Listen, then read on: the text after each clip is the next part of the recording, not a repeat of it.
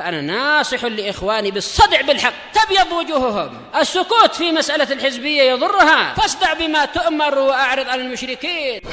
سلامي على دماج ورجالها والشيخ يحيى ودار العلم يا سعد بانيها. Nah, berkata Syekh Al-Mujaddid Muhammad ibn Abdul Wahhab rahimahullah ta'ala, kita akan masuk pada bab yang baru.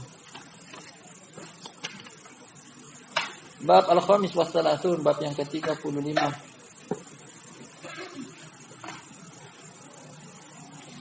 Ma ja'a fir riya, yang datang tentang riya. Judulnya demikian, riya.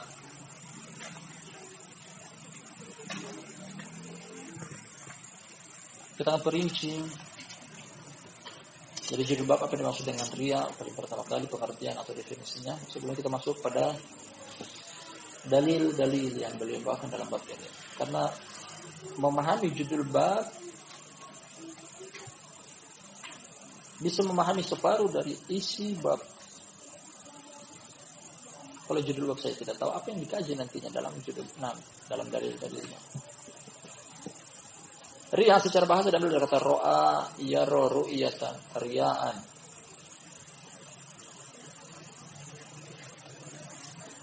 Yang artinya adalah melihat.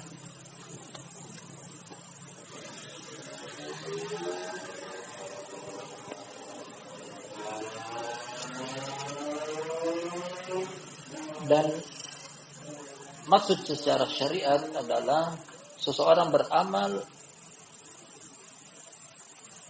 agar dilihat oleh orang lain, kemudian mengharap untuk dipuji. Ini artinya riya. Riya adalah seseorang yang beramal ingin dilihat, yang ingin dipuji, yang ingin dilihat oleh orang lain, kemudian dipuji. Nah, ini secara syariat. Kemudian datang dalam hadis juga, hadis Jundub bin Junadah radhiyallahu anhu, termasuk bab riya juga adalah ingin didengar. Karena di antara amalan ada yang terlihat oleh mata, ada juga yang terdengar oleh telinga. Dalam hadis kita bacakan kata Nabi sallallahu alaihi wasallam, man samma Allahu bihi wa may yuraillahu bihi. Man samma, dia berkata sami, barang siapa yang ingin memperlihatkan amalan dia kepada orang lain dengan tujuan untuk dipuji, Allah akan perdengarkan amalan dia. Hanya sampai di situ batasan pahalanya. Wa man yura'i, barang siapa yang beramal ingin dilihat, dari dilihat tersebut dia ingin dipuji, yura'illahu bihi, Allah akan perlihatkan. Sampai di situ batasan pahalanya dia. Intinya ada pada kata dipuji, ingin dipuji, mengharap pujian dan sanjungan orang lain, baik itu amalan berupa yang dilihat ataupun yang didengar. Ketika mengharap pujian, baik itu dengan dilihat ataupun didengar, amalan tersebut namanya riya. Amalan tersebut namanya riya. Kemudian keterkaitan antara bab ini dengan kitab tauhid secara umum, sebelum kita masuk pada landasan hukumnya, akan datang nanti bahwa riya tergolong kesyirikan. Sebagian mereka secara garis besarnya menggolongkan ini termasuk syirik asghar. Hanya saja bisa mengantarkan kepada syirik akbar, akan datang nanti perinciannya. Secara garis besar riya adalah syirik asghar. Beramal suatu amalan dengan tujuan ingin dipuji, ingin disanjung dengan amalan tersebut, bukan ikhlas lillahi ta'ala. Baik itu dengan memamerkannya atau memperdengarkannya. Jadi riya termasuk kesyirikan. Dan kesyirikan meruntuhkan kemurnian tauhid. Kita baca landasan hukum yang pertama. Wa qaulullahi ta'ala, dan perkataan Allah yang maha tinggi. Qul innama ana basyarum mithlukum yuha ilayya annama ilahukum ilahun wahid. Faman kana yarju liqa'a rabbih falyamal 'amalan shalihan wa la yusyrik bi ibadati rabbih ahada. Surat Al-Kahf, penutup dari surat Al-Kahf. Nah, penutup. Kita artikan setelah kita baca ayat tersebut. Qul, katakanlah Muhammad, ya, Allah perintahkan beliau untuk membacakan ayat ini kepada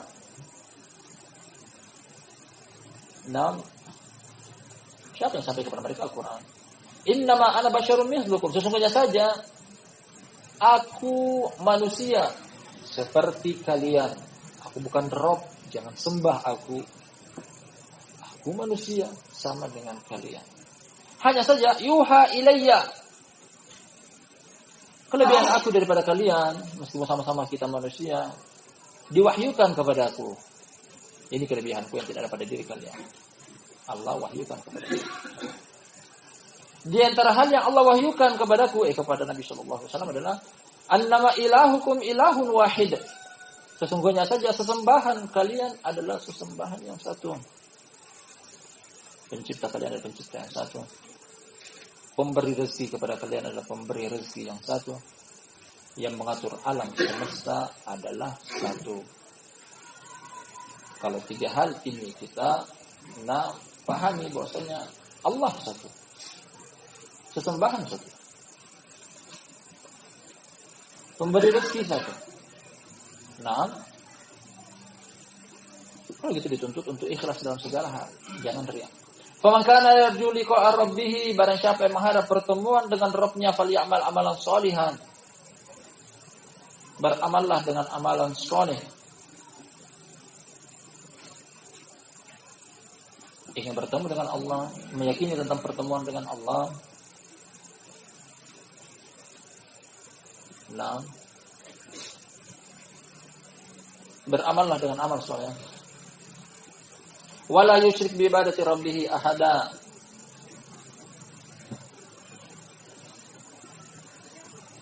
Al-irsyad, nahyul irsyad, larangan, janganlah menyekutukan dalam peribadatan kepada Rabb-nya sesuatu apapun. Amalan soleh hendaknya terbebas dari kesyirikan. Baik, setelah kita baca, sekaligus terjemahkan antara ayat ini, kemudian keterkaitan antara ayat ini dengan judul bab di atas. Perlu kita tengok tentang satu persatu poin dalam ayat ini. Allah Subhanahu wa taala barakallahu fikum menganjurkan bagi setiap orang yang mengimani tentang pertemuan dengan Rabb hendaknya beramal soleh. Ini dulu paling pertama kita pahami. Amal soleh adalah perintah dari Allah kepada orang-orang yang meyakini tentang pertemuan dengannya. Jadi sebenarnya ayat ini tertuju kepada orang yang mengimani tentang Allah, bukan kepada ateis yang tidak berkeyakinan tentang Allah, tidak meyakini tentang pertemuan dengan Allah. Allah anjurkan pada amal amalan solihan, hendaknya beramal soleh. Amal dikatakan soleh apabila terpenuhi dua syarat ini. Kalau gugur salah satu syaratnya tidak dikatakan soleh, akan amal toleh, amal buruk. Apa dua syarat tersebut? Pertama adalah ikhlas. Ikhlas ditujukan hanya kepada Allah semata, bukan yang lainnya. Syarat yang kedua adalah mutaba'ah, mengikuti syariat Nabi sallallahu alaihi wasallam. Dua syarat ini apabila ada, itulah yang diistilahkan dengan amal soleh. Makanya dari ayat ini, ayat yang mencakup seluruh amalan, baik itu amalan zahir yang harus ikhlas, serta Jadi maksud kami, baik itu amalan zahir yang harus mutaba'ah serta amalan batin yang harus ikhlas. Karena kalau hanya amalan batin saja ikhlas, amalan zahirnya tidak akan terpenuhi syarat amalan soleh. Bisa jadi amalan tersebut maksiat atau bid'ah. Nah, karena tidak mutaba'ah, bukan amalan soleh. Atau zahir saja tapi tidak batin. Inilah yang beliau maksud dengan riya. Mungkin sunnah, iya. Zahirnya mencocoki perbuatan Nabi SAW. Tapi ternyata batinnya tidak. Batinnya kepada selain Allah Subhanahu wa taala. Inilah yang namanya riya, tidak ikhlas. Dan ayat ini paling tepat digiring kepada amalan soleh tidak terpenuhi satu syarat, yakni ikhlas, karena Allah tutup wala yusyrik bi ibadati rabbih ahada. Janganlah menyekutukan dalam peribadatan kepada Allah sesuatu apapun. Ibadah kepada Allah, sunnah tidak disinggung, mutaba'ah tidak disinggung dalam ayat ini secara pemenuhan syarat kepada amal soleh. Jadi ayat ini tepat beliau bawakan menceritakan tentang batilnya amalan soleh ketika tercampur aduk dengan riya. Tercampur aduk dengan riya.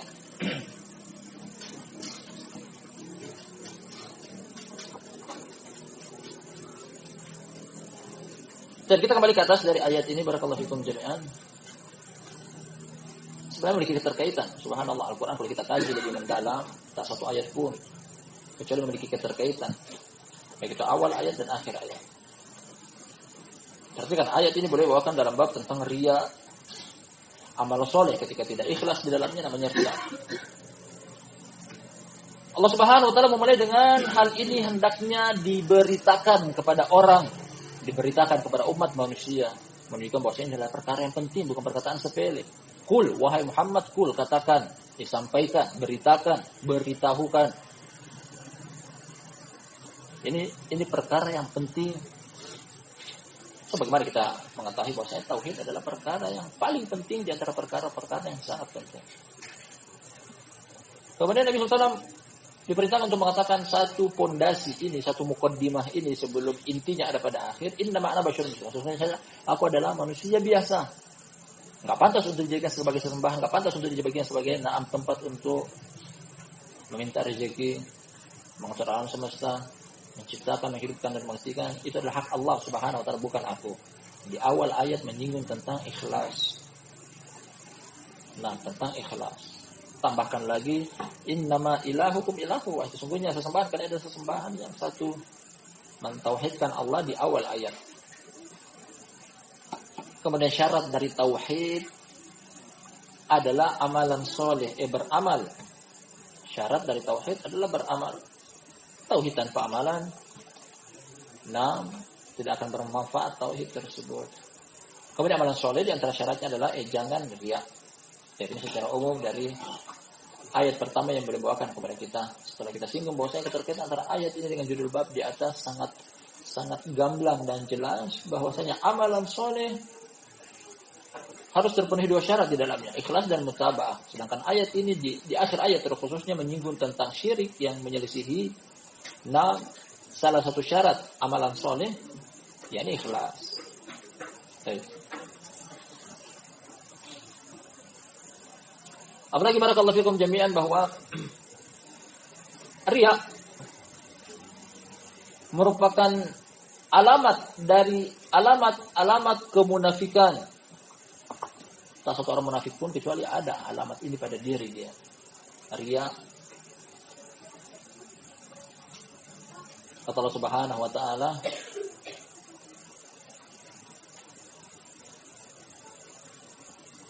yura'una an-nasa wa la yadhkuruna Allah illa qalila.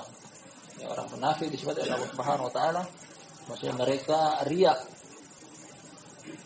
mengharap pujian, mengharap sanjungan dari manusia dalam ibadah mereka.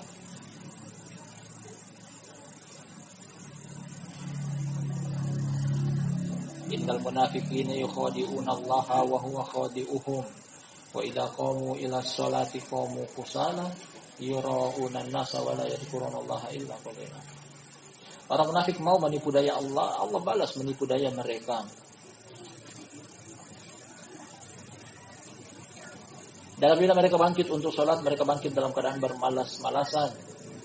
Mereka riya kepada manusia dan mereka tidak berzikir kepada Allah kecuali dengan zikir yang sangat sedikit. Jelas sekali karena di sini Allah mensifati tentang alamat dari alamat orang munafik adalah riya. Demikian juga perkataan Nabi Shallallahu Alaihi Wasallam dari hadis Ibnu Mas'ud radhiyallahu anhu. Kata beliau, afdhalus sholawat alal munafiqin sholatul isya wa sholatus subh. Nah, sholat yang paling berat bagi orang-orang munafik adalah sholat isya dan sholat subuh. Karena kenapa? Orang munafik mereka beramal, terkhususnya sholat, hanya ketika dilihat oleh pandangan mata manusia. Duhur nampak jelas, asar nampak jelas, maghrib masih ada cahaya-cahaya sisa. Sore hari, isya sudah kegelapan malam, mereka enggan untuk hadir. Karena apa? Karena orang tidak ada yang melihat, tidak ada yang menyanjung, tidak ada yang memuji. Demikian juga subuh lebih lagi. Masih diselimuti dengan kegelapan malam, mereka juga enggan datang. Jadi mereka beramal hanya ketika dipandang dan didengar oleh orang. Riya. Riya adalah ciri-ciri orang-orang munafik, waliyadzubillah.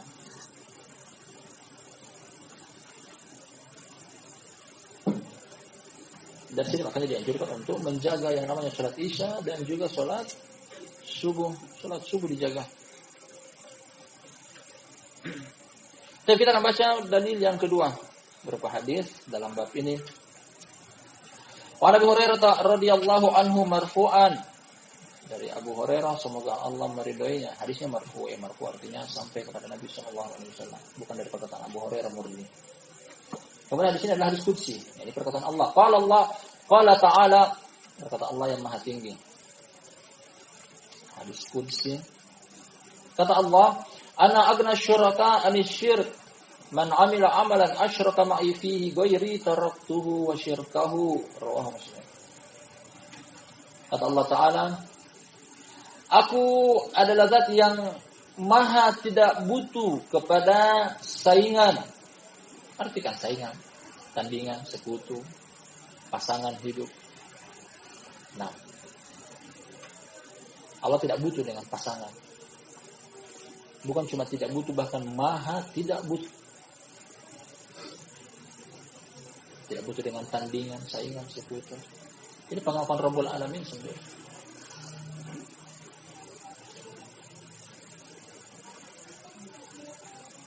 Dari sinilah begitu banyak kaum yang tergelincir karena menyimpang dari keterangan Allah Subhanahu wa taala ini. Allah mengatakan tidak butuh pasangan. Kaum Nasrani mengatakan Allah butuh pasangan, istri. Allah katakan qul huwallahu ahad, lam yalid wa lam yulad. Kaum Nasrani mengatakan Allah sang bapa, Nabi Isa anak.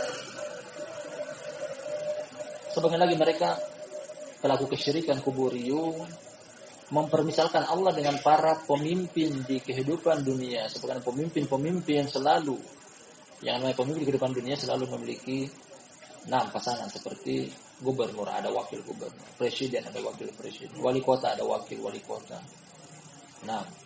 camat ada wakil camat, dan seterusnya. Ya, Allah tidak butuh dengan ini. Allah tidak butuh wakil. Yas'aluhu man fis samawati wal ardi kulla yawmin huwa fi sya'an. Minta kepada dia, mengharap kepada dia, bermunajat kepada dia. Setiap yang di langit dan di bumi, setiap harinya, setiap hari Allah selalu ada pekerjaan. Tanpa membutuhkan wakil, tidak ada ajudan, tidak ada wakil, tidak ada sekretaris. Makanya Allah lanjut dengan perkataannya, "Man amila amalan asyraka ma'i fihi ghairi taraktuhu wa syirkahu." Barang siapa yang mengamalkan satu amalan menyekutukan aku bersama. Nah, sekutunya taraktuhu wa syirkahu, aku akan tinggalkan dia dengan perbuatan kesyirikan dia tersebut. Ya Allah tidak akan urusi. Allah tidak akan peduli.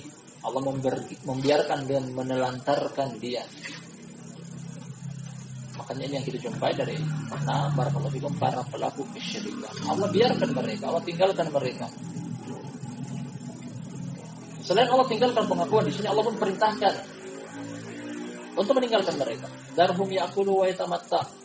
Biarkanlah mereka makan dan minum serta bersenang-senang. Ya, keterkaitan antara hadis ini dengan judul bab di atas, barakallahu fikum. Dari perkataan Allah Subhanahu sendiri, "Man amila amalan asyraka ma'i fihi ghairi." Barang siapa mengamalkan satu amalan namun menyekutukan aku di dalam amalan tersebut. Nah, ini dia, satu amalan ketika niatnya mungkin kepada Allah, hanya saja niatnya juga tertuju kepada selain Allah. Jadi menduakan Allah dalam niat, menduakan Allah dalam ibadah, menduakan Allah dalam amalan soleh. Jadi inilah yang namanya riya. Inilah yang namanya riya.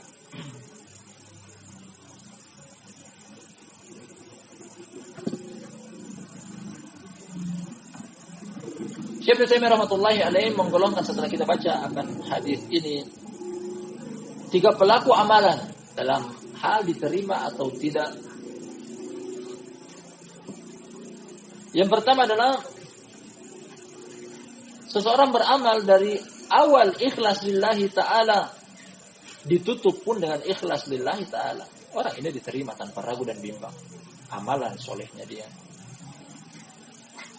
Kemudian yang kedua, seseorang mungkin di awal amalan dia ikhlas, hanya saja di pertengahan datang faktor-faktor yang bisa mengakibatkan riya. Misalnya tadinya dia masuk dalam masjid seorang diri tanpa ada yang menemani dia. Di tengah sholat dia mendengar mungkin ada seseorang masuk, terdengar langkah kaki. Alhamdulillah ada terdengar seseorang masuk. Disitulah mulai muncul niatan riyaknya dia. Nah, ini jenis yang kedua. Kalau dia melawan niatan untuk riyak dia tersebut, kemudian dia tutup amalannya dengan ikhlas, yang ini diterima. Amalannya diterima. Nah, namun ketika masih dengan kategori yang sama, dia di awalnya ikhlas, kemudian muncul di pertengahan niatan untuk riya dan dia tidak melawan dan dia menutup akhir amalannya dia dengan riya, ya, ini tidak diterima. Karena al-amal bil khawatim, kata Rasulullah dari hadis Jabir bin Abdullah radhiyallahu anhu riwayat Imam Muslim. Amalan itu dinilai dari penutupnya. Sama dengan setiap perlombaan, selalu yang dinilai adalah garis finishnya, bukan permulaannya. Nah, kemudian jenis yang ketiga dari awal memang sudah riya. Meskipun di pertengahan dia mencoba untuk ikhlas, tapi dari awalnya memang sudah salah. Dan ini harus diulang amalan tersebut, diperbaiki amalan tersebut. Ya, total ada 4 jenis atau 6 pelaku amalan. Kita ulangi sekali lagi. 6 dari awal ikhlas, dia tutup pun dengan ikhlas. Ini tidak ragu dan bimbang bahwasanya diterima oleh Allah Subhanahu wa taala. Yang kedua, di awal ikhlas, namun di pertengahan ada unsur riya. Di sini terbagi menjadi 2. Apabila dia berusaha untuk melawan dan dia mengakhiri amalan dia dengan ikhlas, diterima. Godaan dan cobaan datang di pertengahan amalan untuk riya, tapi dia melawan, tidak mempengaruhi. Nah, masih jenis yang kedua, ikhlas di awal, kemudian datang godaan dan cobaan untuk riya, dan ternyata dia terus menerus dalam amalan riya dia tersebut, dan dia tutup amalannya dia dengan riya, yang tidak diterima. Meskipun awalnya tadi, nah mungkin di garis awal dia unggul, tapi di garis finish ternyata dia kalah dan salah. Akhirnya tidak diterima. Kemudian yang keempat, kita jadikan yang ketiga sebenarnya. Nah, yang ketiga memang dari awal sudah salah, yang dari awalnya sudah riya, kemudian Nah, seandainya pun datang ikhlas di pertengahan atau di akhir, tetap dari awalnya sudah salah. Harus dimulai dari awal. Nah, kita akan baca landasan hukum yang berikutnya.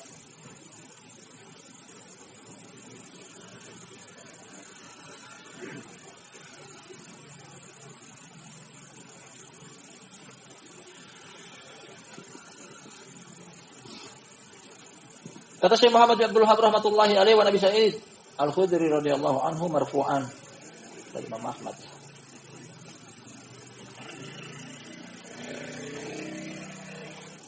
Ala ukhbirukum bima huwa akhwafu alaikum indi minal masihid dajjal. Qalu bala ya Rasulullah, qala asyirkul khafi. Yaqumur rajul fa yusalli fa yuzayyinu salatahu lima yara min nadhari rajulin. Rawahu Ahmad. Dari Abu Sa'id hadisnya marfu sampai kepada Nabi sallallahu alaihi wasallam. Istilah ilmu hadis marfu sampai kepada beliau. Beliau katakan, maukah kalian aku beritakan sesuatu yang paling aku khawatirkan kepada kalian lebih dari kekhawatiranku akan Dajjal. Padahal keterangan dari Al-Quran dan hadis, fitnah yang paling besar dorornya dan bahayanya di kehidupan dunia adalah fitnah Dajjal. Puncaknya segala fitnah. Fitnah-fitnah yang sebelum fitnah Dajjal merupakan tamhid, pembuka. Puncak fitnah adalah Dajjal. Namun ternyata ada hal yang lebih beliau takuti. Nah, lebih beliau takuti daripada fitnah Dajjal. Mereka menjawab, bala ya Rasulullah, betul wahai Rasulullah, kami inginkan apa yang kau ingin beritakan kepada kami tersebut yang lebih bahaya daripada fitnah Dajjal. Kata beliau, asyirkul khafi, syirik yang terselubung. Subhanallah. Seseorang melakukan syirik tapi tidak sadar, tidak mengetahuinya. Beliau perinci lagi apa yang dimaksud dengan syirik khafi. Syirik yang terselubung adalah seseorang dia bangkit berdiri untuk sholat, dia memperindah-indah sholatnya karena dengan tujuan ada pandangan seseorang yang menuju kepadanya. Nah, meriah.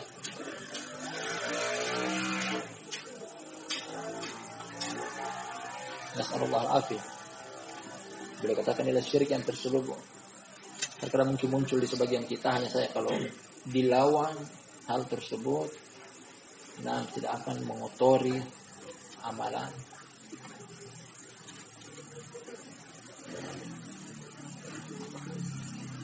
Ini kata Imam Sufyan Ats-Tsauri rahimahullah taala, ma'ala syai'an asyaddu ilayya minal ikhlas. Tak satu pun yang paling berat aku mengobatinya lebih daripada ikhlas. Ikhlas paling berat Allah. Untuk bisa ikhlas, jangankan kita manusia biasa, Imam Sufyan Ats-Tsauri saya mengatakan bahwasanya hal tersebut paling berat. Padahal dia memiliki fondasi ilmu, amalan, ketakwaan, keimanan. Apalagi dengan kita yang tidak memiliki apa-apa di hadapan Allah Subhanahu wa taala.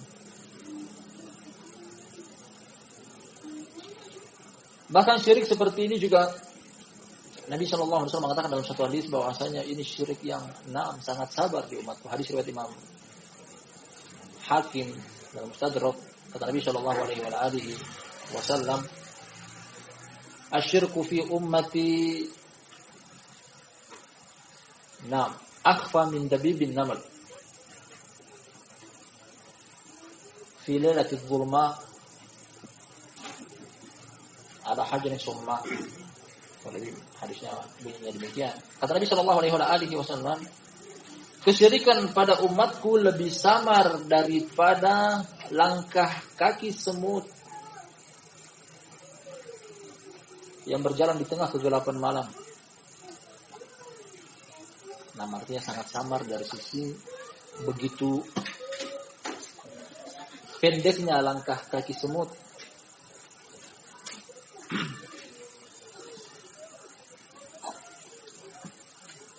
Namun seperti inilah yang diberitakan oleh Nabi SAW kepada kita. Kesyirikan terjadi di umat ini dengan sangat samar. Mungkin kesyirikan yang terjadi pada umat terdahulu nampak jelas sekali, seperti penyembahan ijil. di Bani Israel, penyembahan Nabi Isa di Bani Israel, namun kesyirikan pada umat ini karena saking gamblangnya Nabi SAW menceritakan, menjelaskan, memberitahukan tentang yang namanya tentang yang namanya kesyirikan, boleh katakan sangat sama. Termasuk ini dia, syirik khafi adalah riya. Gamblang sekali hadis ini menerangkan tentang syirik khafi adalah riya. Sebelum kita masuk pada masail, barakallahu fikum jami'an. Bagaimana dengan hukum amalan orang yang mengamalkan amalan ini? Atau memvonis tentang pelaku dari amalan semacam ini riya, apakah juga dikategorikan dengan musyrik yang mengeluarkan dari agama, dihalalkan darahnya? Ada dua hal yang kita perlu singgung di sini. Pertama adalah amalan dari pelaku riya, kemudian memvonis pelaku riya itu sendiri, pelakunya, amalan dan pelakunya. Pertama tentang amalannya, barakallahu fikum. Amalan orang ini terhapus. Yang terdapat riya itu saja, tapi tidak menghapus amalan-amalan kebaikan yang lainnya. Yang terhapus amalan kebaikan yang lainnya adalah syirik akbar, syirik besar. Seperti perkataan Allah Subhanahu wa taala, "Walaqad uhiya ilaika wa ilal ladzina min qablik la in asyrakta la yahbatanna amaluk wa la takunanna minal khasirin." Kata Allah Subhanahu wa taala, "La in asyrakta, wahai Muhammad, seandainya kau melakukan kesyirikan, la yahbatanna amaluk, akan terhapus amalan engkau." Satu amalan syirik, namun syirik akbar menghapus amalan-amalan kebaikan yang lainnya. Tapi syirik riya termasuk syirik asghar. Amalan yang terdapat riya di dalamnya itulah yang terhapus, yang tidak dinilai oleh Allah Subhanahu wa taala. Namun meskipun tidak sampai menghapus amalan-amalan yang lainnya. Namun Syekh Ibnu Taimiyah rahimahullah mengatakan bahwasanya apabila terlalu banyak riya bisa sampai menggiring kepada syirik akbar. Hari ini riya, besok riya, artinya dia adalah mengamalkan amalan orang-orang munafik. Tidak ada tobatnya, tidak ada berubahnya, tidak ada perbaikannya. Kalau terus menerus melakukan riya, meskipun adalah syirik asghar, kecil atau sedikit demi sedikit akan menjadi besar, mengantarkan kepada yang besar. Jadi kita ingin simpulkan dulu tentang amalan pelaku riya. Amalan itu yang tertolak, adapun amalan yang lainnya adalah tidak. Selama dia ikhlas dalamnya dan mutaba'ah, tidak mencoreng amalan-amalan yang lainnya. Kemudian yang kedua, pelaku syirik asghar ini, pelaku riya ini. Dia tidak sampai keluar dari agama Islam.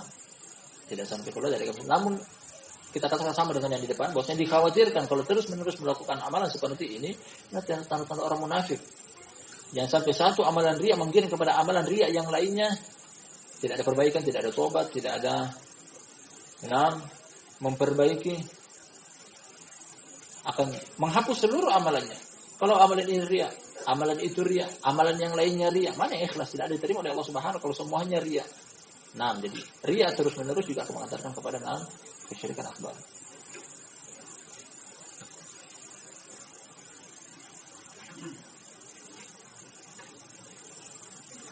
Baik. Mungkin sampai di sini apa yang telah kita ambil, insyaallah masail berikutnya